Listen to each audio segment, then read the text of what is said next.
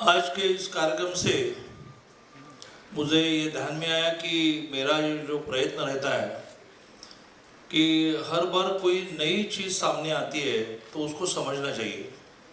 तो जब महाराष्ट्र साइन के एडिटर पराग करंदीकर, जो मेरे बहुत पुराने मित्र हैं, उन्होंने जब कहा तो पहले तो एक पराग जी और मेरा रिश्ता ऐसा है कि जब उन्होंने कहा है तो न समझते हुए मैं कहता हाँ हाँ मैं जाऊँगा। लेकिन मैंने फिर उनको कहा कि मैं जाऊंगा, लेकिन ये क्या है।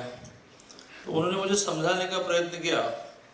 तो मैंने कहा कि ठीक है, ये कोई नया विषय है, थोड़ा बड़ा विषय है और मैं इसमें जाना चाहूँगा।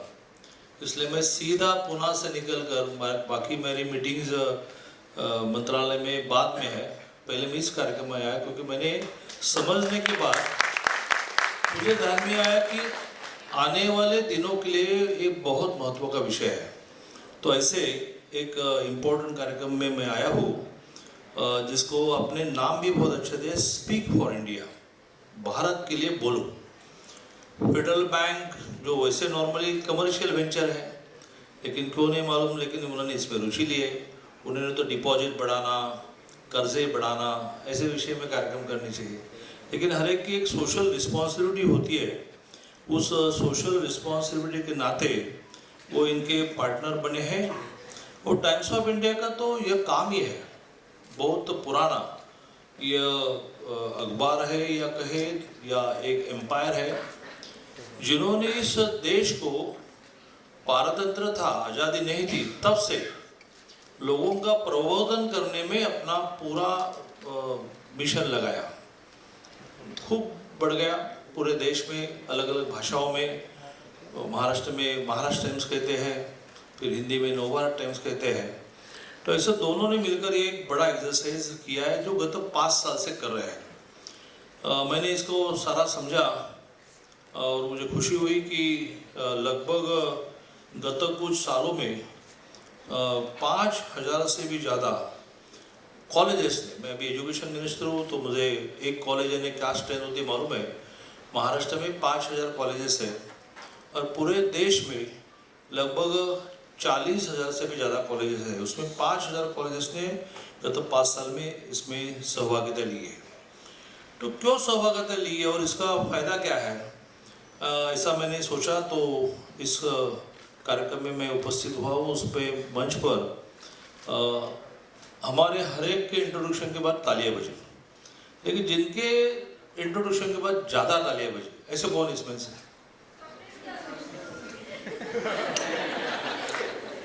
ऐसे हम सब के हीरो और जो हमेशा नई नई फिल्म बनाते हैं। अभी मुझे वो बता रहे थे कि मराठी में वाळवी नाम की एक फिल्म उनकी आई है और मैंने देखना चाहिए। और मैं भी ये सारे पॉलिटिकल फील्ड में बहुत बिजी रहने के बाद, रुचि होने के कारण बहुत फिल्म देखता हूँ। तो मैंने उनको प्रॉमिस किया कि इस वीक में मैं देखूंगा और आपसे बात करूंगा। तो ऐसे हम सबके फेवरेट स्वप्निल जी हैं। फिर बैंक के कई अधिकारी हैं जिन्होंने अभी इंट्रोडक्टरी स्पीच किया, श्री MVS मूर्ति, फिर उनके पहले बोले मिस्टर महेश। फिर इस पहले ये कॉलेज था, अब न्यू एजुकेशन पॉलिसी में बड़े बड़े 3-4 कॉलेजेस मिलकर एक यूनिवर्सिटी बने, ताकि एक यूनिवर्सिटी 600 कॉलेजेस सारे एक ही सब्जेक्ट पढ़ाए। ये जो रेजिमेंटेशन है ये कोई आवश्यक नहीं है। तो छोटे छोटे ग्रुप बने, वो समाज की आवश्यकता को लेकर नए नए सब्जेक्ट चुने। विद्यार्थी को अच्छा लगता है तो उस यूनिवर्सिटी में जाएगा, तो वह दूसरी यूनिवर्सिटी में जाएगा। लेकिन there should be option for students, ये मोदी जी का आग्रह है। तो इससे अभी ऐसे 3-4 कॉलेजेस को मिलकर यूनिवर्सिटी बनाई है। तो इस यूनिवर्सिटी की वाइस चांसलर हेमलता बागला मैडम, फिर टाइम्स ऑफ इंडिया ग्रुप की डायरेक्टर सुधा नटराजन, इस महाराष्ट्र टाइम्स के रेसिडेंट एडिटर श्रीकांत भोजेवार, श्री अजीत देशपांडे, सभी मंच पर मान्यवर और इस स्पर्धा में सहभाग लेने वाले, इस स्पर्धा को सुनने के लिए आए हुए सारे मेरे महाविद्यालयीन विद्यार्थी बंधु और बहनों। जैसे मैंने कहा कि फेडरल बैंक एक बैंक है, फिर भी उनकी एक सोशल रिस्पॉन्सिबिलिटी होती है। अभी तो गवर्नमेंट ने कंपल्शन भी किया है कि 5 करोड़ से ज़्यादा प्रॉफिट जिनको होगा, 5 करोड़ से ज़्यादा जिनका टर्नओवर होगा, उनको प्रॉफिट का 2%, यही से मेरे विषय की शुरुआत होती है। मैं बहुत कम शब्दों में बोलने वाला हूँ, इसलिए शुरुआत होती है, नहीं अभी कितना लंबा बोलने वाला नहीं, मैं 2 मिनट ही बात करता हूँ। तो मेरे विषय से यहाँ से शुरुआत होती है कि यह एक कंपल्शन किया गया कि 5 करोड़ से ज़्यादा बिजनेस करते हो तो प्रॉफिट का after deducting your all expenditure, जिसको पहले कहते हैं ग्रॉस प्रॉफिट, ये सब मिलाकर प्रॉफिट, फिर सैलरी माइनस भी, रेंट माइनस करते करते करते करते बचा हो नेट प्रॉफिट, उसका 2% आपने कंपलसरी सोशल एक्टिविटी करनी है, कंपल्शन होगा। तो उसमें से फेडरल बैंक ने शायद ऐसे कई उपक्रम तय किए होंगे, उसमें से एक अच्छा उपक्रम ये है। तो फेडरल बैंक जिन्होंने उपक्रम किया उसके लिए मैं उनका अभिनंदन करता हूँ। टाइम्स ऑफ इंडिया ग्रुप का तो एक काम ही है कि समाज में हमेशा डिबेट निर्माण करना, क्या सही क्या गलत। डिबेट यानी क्या होता है, एक बोलता है कि परमेश्वर है, एक बोलता है छठ परमेश्वर वगैरह कुछ नहीं है, दिस इज ऑल डिबेट। एक कहता है कि ये दिया जलाना बहुत पवित्र साइंटिफिक निर्माण करता है, एक बोलता है कि ये तो क्या, तो चूल्हे में भी ज्वाला है। चूल्हा मालूम है ना, अभी कैसे चूल्हा मालूम होगा आपको, मालूम नहीं मुझे, आपको तो गैस मालूम है। तो दिस इज कॉल्ड डिबेट। तो ये टाइम्स ऑफ इंडिया का हमेशा का विषय रहा है कि अलग अलग प्रकार से डिबेट क्रिएट करना। तो मैं उनका भी बड़ा अभिनंदन करता हूँ कि ये इतने बड़े पैमाने पर किया है।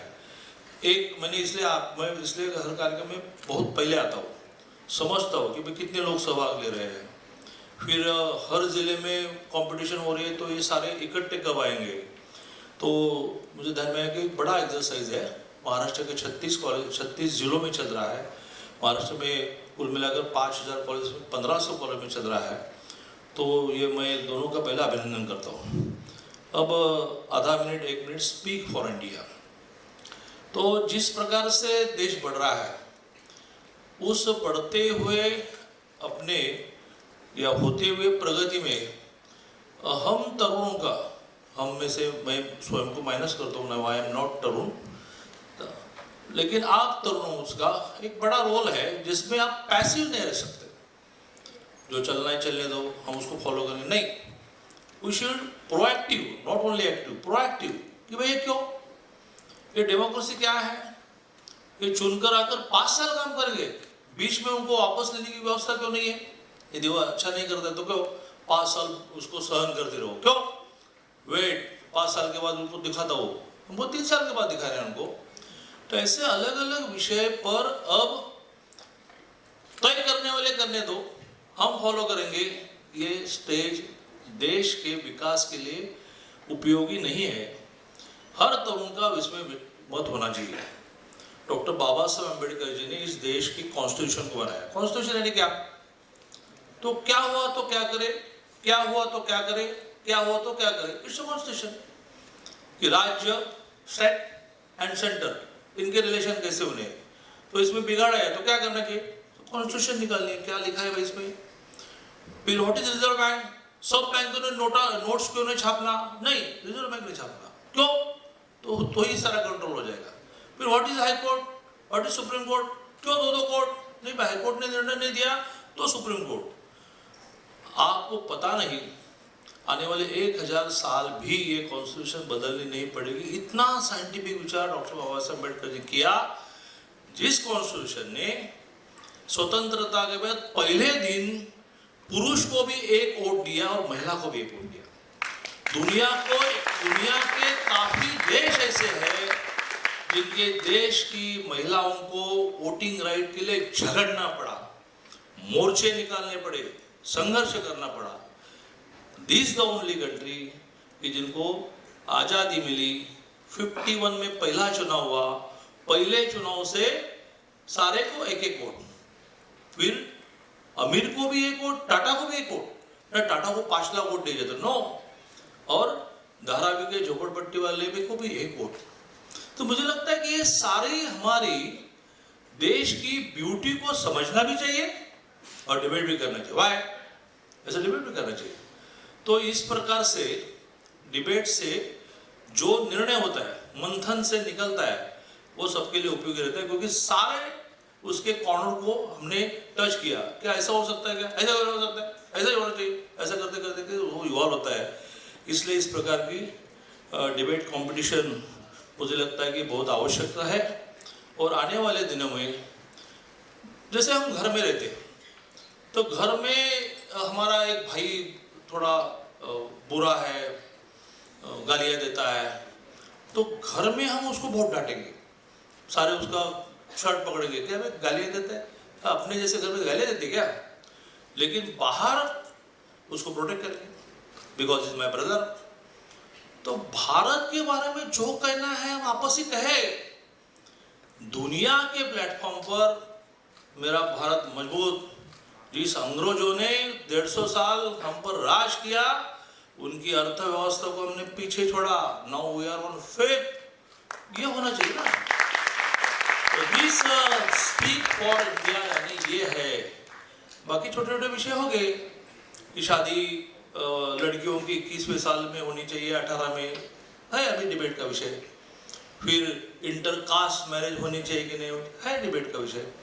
इंटर रिलीजन होने चाहिए कि नहीं है डिबेट का विषय। या इंडस्ट्री में लोगों के हाथों से काम करना या मशीन से काम करना है डिबेट का विषय। ये सारे अपने इंटरनल सिस्टम के लिए है। लेकिन मेरे देश कितना महान है, योगा। आप सोचिए कि मोदी जी बने पंतप्रधान 14 में, मैं बीजेपी का उसने उनकी सराहना नहीं कर रहा हूँ, झोपड़पट्टी वाला भी सराहना कर रहा है। वो बोलता है कि वोट फॉर मोदी। क्यों? तो मोदी ने अपने सारी चीजों में इंफिनिटी कॉम्प्लेक्स मन में न रखते हुए बड़े गौर से कहा कि योगा करो तो आपको एलोपैथी की आवश्यकता नहीं, ऑल वर्ल्ड योगा डे हो गया। दुनिया में 182 देश के प्रमुख योगा करने लगे। क्यों करने लगे? मोदी जी ने कहा इसने करे, उन्होंने रियलाइज किया। और स्पीक फॉर इंडिया, देश के लिए बोलो वाले मोदी जी ने योगा को एस्टेब्लिश किया। अभी मालूम है ये कौन सा ईयर है? Millet year. What is millet? हाँ, हम तो ब्रेड खाने वाले, हमको क्या मिलेट मालूम, ज्वार हमको मालूम नहीं, बाजरा हमको मालूम नहीं, नाशनी हमको मालूम नहीं, कि जो शरीर को मजबूत करते हैं। तो आहिस्ते आहिस्ते आहिस्ते से मोदी ने स्पीक फॉर इंडिया में मिलेट का महत्व इतना बढ़ा दिया कि यह साल मिलेट ईयर है। और अभी अमेरिका के प्रमुख भी बाजरा खाएंगे, तब हम खाएंगे, क्योंकि विदेश में जो होता है वो अच्छा होता है। अरे भाई यहाँ से ही गए ना भाई उधर। योगा हम अब करने लगे, मेडिटेशन हम करने लगे, क्योंकि अमेरिका का प्रमुख भी योगा करने लगा। मुझे लगता है कि this is a speak for India. तो it's not only for competition, ये हमेशा के लिए होना चाहिए। आप सबको बहुत शुभकामनाएं।